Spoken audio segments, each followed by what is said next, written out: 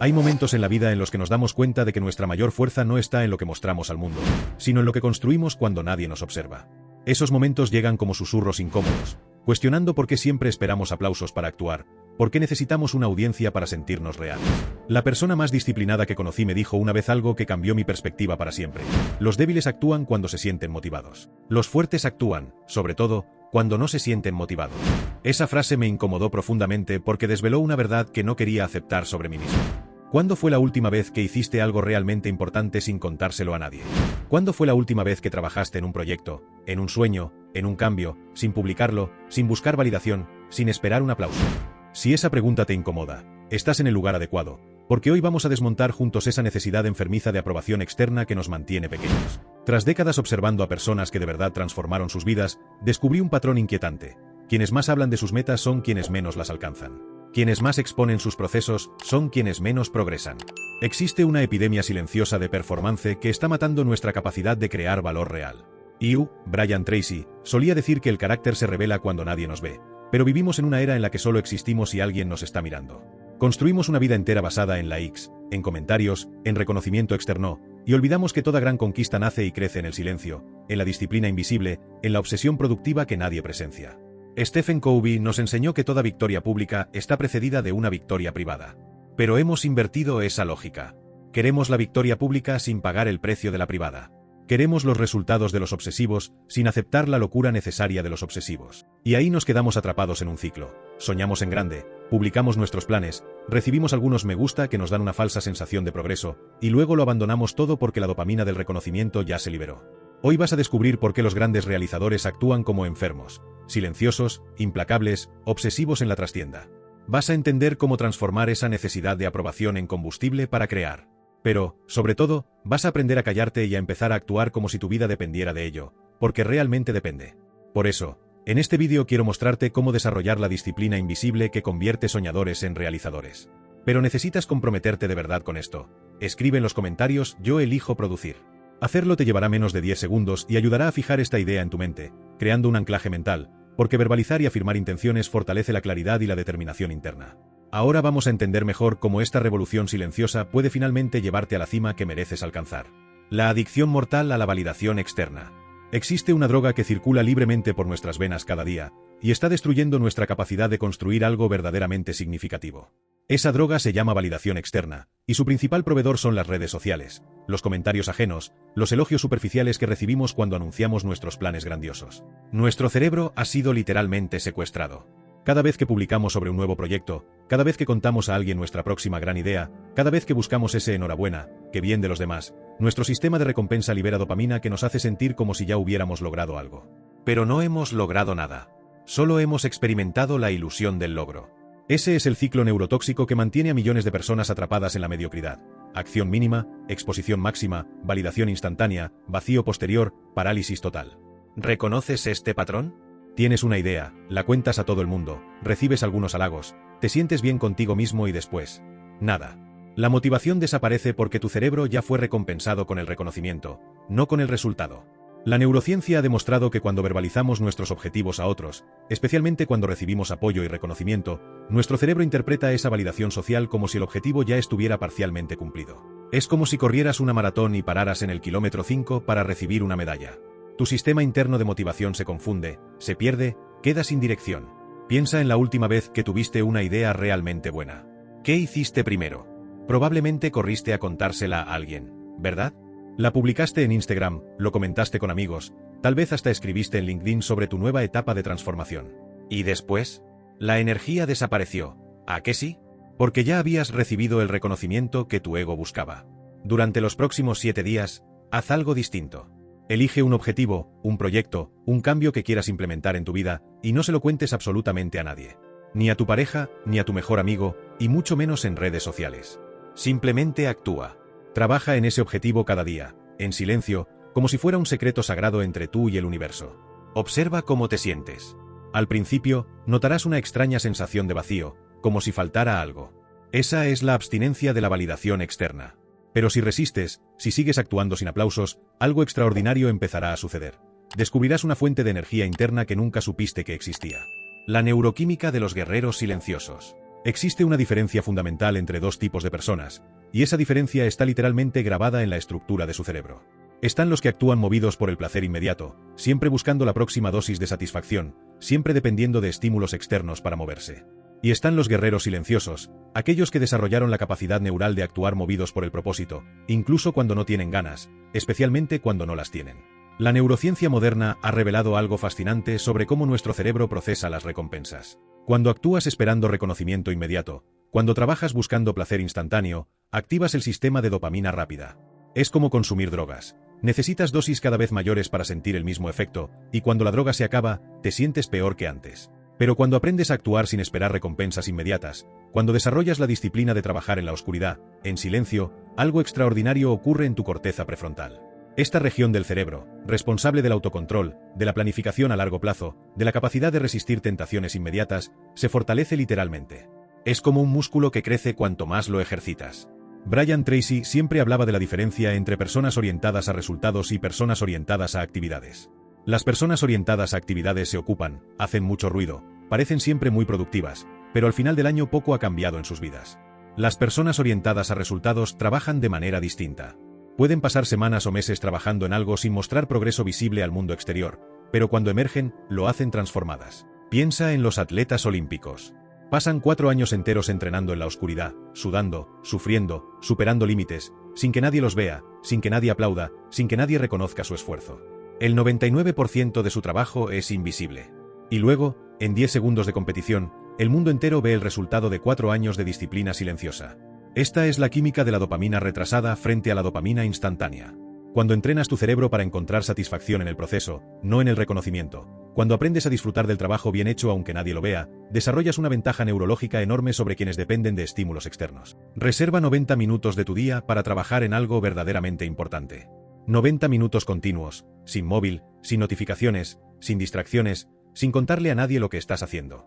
Solo tú, tu objetivo y el trabajo silencioso. Hazlo durante una semana y observa cómo se transforma tu capacidad de concentración. Durante esos 90 minutos, notarás algo extraño. Los primeros 20 minutos tu mente resistirá, buscará distracciones, querrá detenerse. Eso es normal.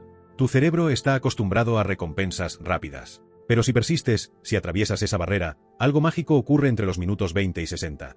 Entras en un estado de flujo, un estado de concentración profunda donde el tiempo deja de existir y te conviertes en una máquina de productividad.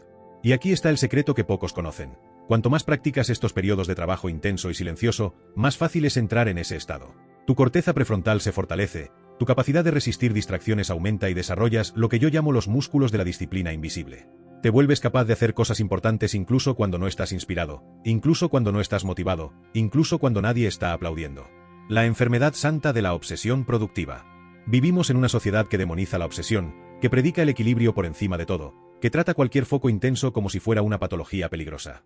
Pero existe una diferencia gigantesca entre obsesión destructiva y obsesión generativa, y esa diferencia puede determinar si vivirás una vida mediocre o extraordinaria. La obsesión destructiva es la que consume sin crear, que gira en círculos sin avanzar, que drena energía sin producir resultados. Es la obsesión por las redes sociales, por problemas que no puedes controlar, por personas que no te valoran. Es la rumiación mental que te mantiene despierto por la noche sin resolver nada. Pero la obsesión generativa es completamente distinta.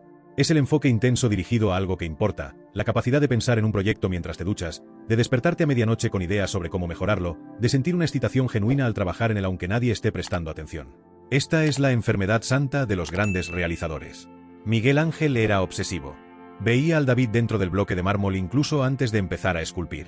Pasaba horas, días, semanas, visualizando cada detalle, cada curva, cada expresión.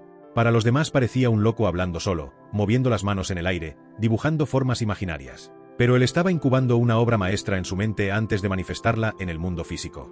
Steve Jobs era obsesivo. Pasaba meses discutiendo el color exacto de un botón, la sensación táctil de un material, la curva perfecta de una esquina. Para muchos eso parecía locura, perfeccionismo innecesario. Pero esa obsesión generativa es lo que separó los productos de Apple de todos los demás en el mercado. Tony Robbins siempre habla de la diferencia entre interés y compromiso.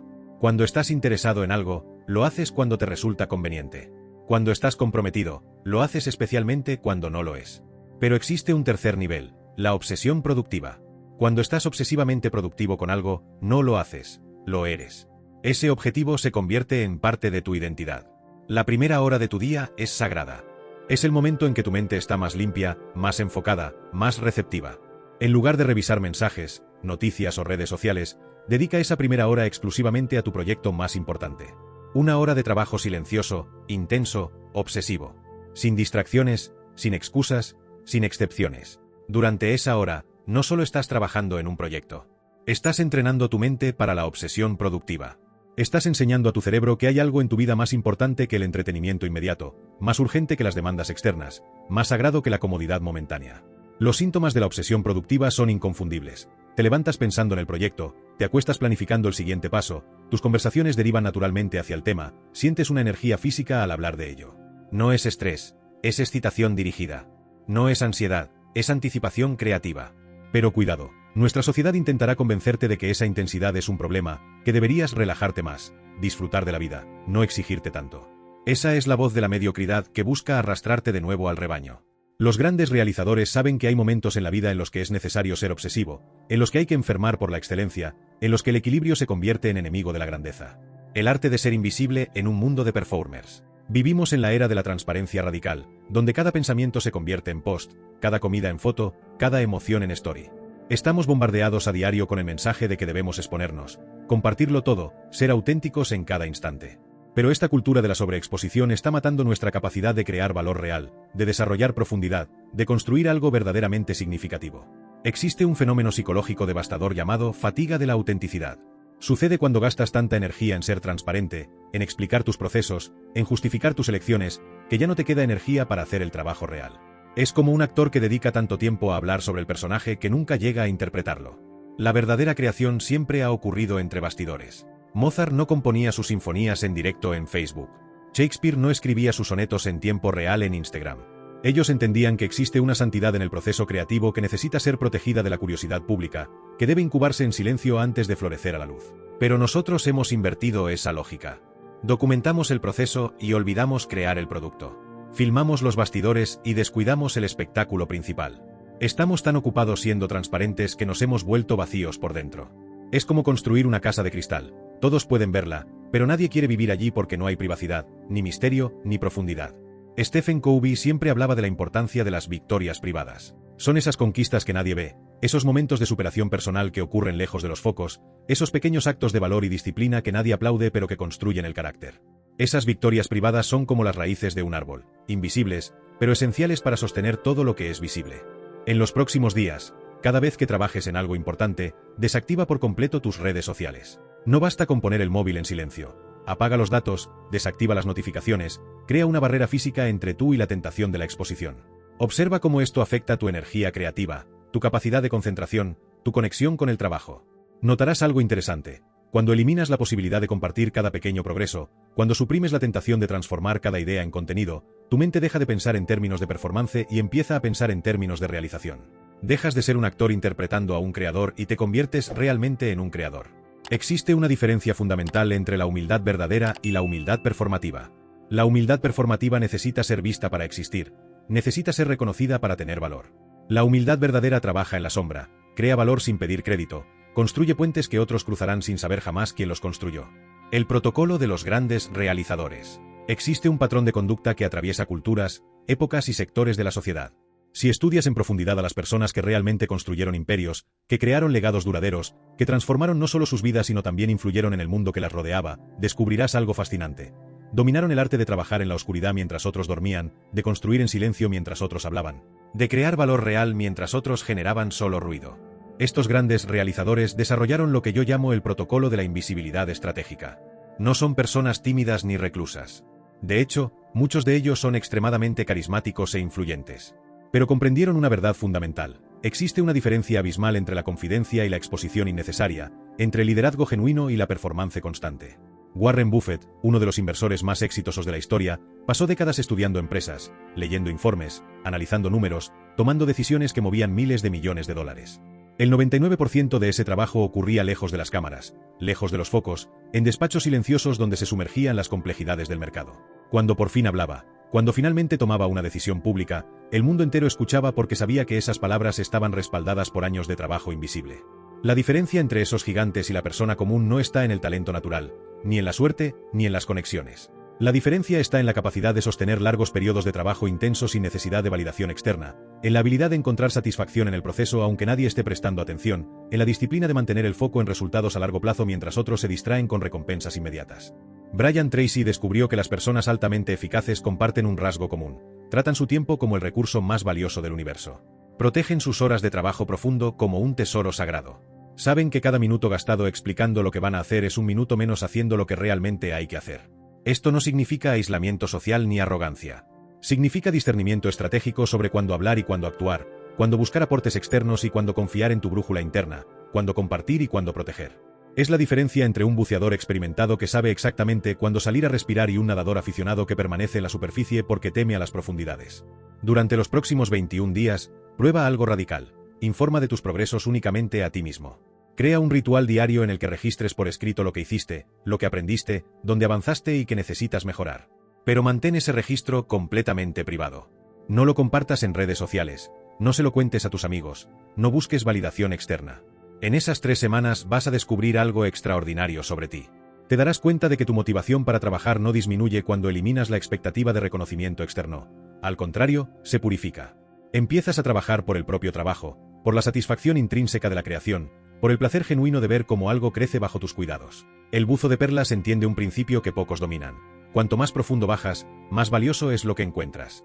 Pero para bajar, necesitas prepararte, tener disciplina en la respiración, estar cómodo con la soledad de las profundidades. La mayoría se queda en la superficie porque es más fácil, más seguro, porque los demás pueden verlos. Pero las perlas están en el fondo, donde es oscuro, donde es silencioso, donde solo los valientes se atreven a ir. La humildad operativa es diferente de la humildad performativa. La humildad operativa trabaja sin esperar crédito, construye sin esperar reconocimiento, crea valor porque entiende que el valor es su propia recompensa.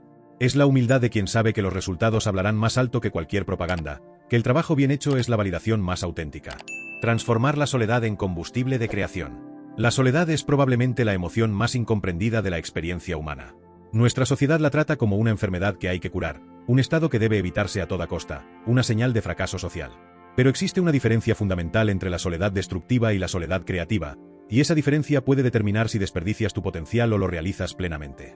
La soledad destructiva surge del aislamiento forzado, del sentimiento de rechazo, de la sensación de no pertenecer.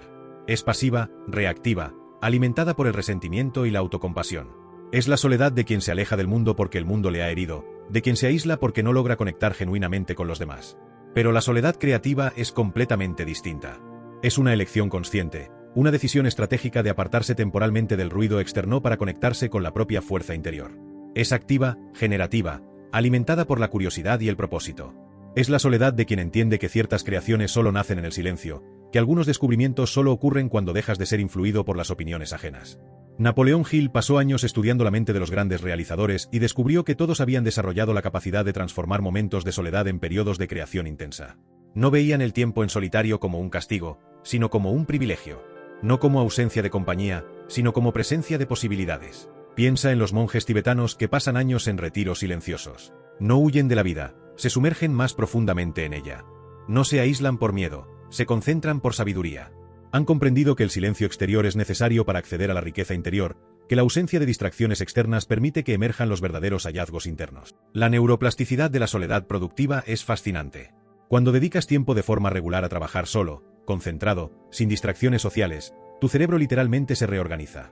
Las áreas responsables de la creatividad, del pensamiento crítico, de la resolución de problemas se fortalecen. Es como un músculo que crece cuanto más lo ejercitas, pero aplicado a tu capacidad de generar ideas originales. Crea un espacio físico en tu casa que esté exclusivamente dedicado a tus proyectos más importantes. No tiene que ser grande. Puede ser una mesa, un rincón de la habitación, incluso una silla concreta. Lo importante es que ese espacio sea sagrado, reservado solo para el trabajo que realmente importa. Cuando te sientes en ese lugar, tu cerebro entrará automáticamente en modo de concentración profunda. Durante el tiempo que pases en ese santuario de creación, observa cómo fluyen tus ideas de otra manera. Sin la presión de impresionar a otros, sin la necesidad de justificar tus pensamientos, tu mente se vuelve más libre, más experimental, más atrevida. Empiezas a explorar territorios mentales que nunca explorarías si supieras que otros te están observando. La analogía del monje es perfecta. El silencio exterior no es ausencia de vida, es abundancia de posibilidades. Cuando eliminas el ruido de las voces externas, por fin puedes escuchar tu propia voz interior. Cuando dejas de estar condicionado por las expectativas de los demás, Finalmente puedes descubrir tus propias expectativas para ti mismo. Los síntomas de quienes dominan el arte de crear valor en la invisibilidad son inconfundibles. Irradian una confianza silenciosa, una paz interior que no depende de validación externa. Hablan menos y hacen más. Sus promesas son escasas, pero sus entregas son constantes. No necesitan convencer a nadie de su valor porque su trabajo habla por ellos.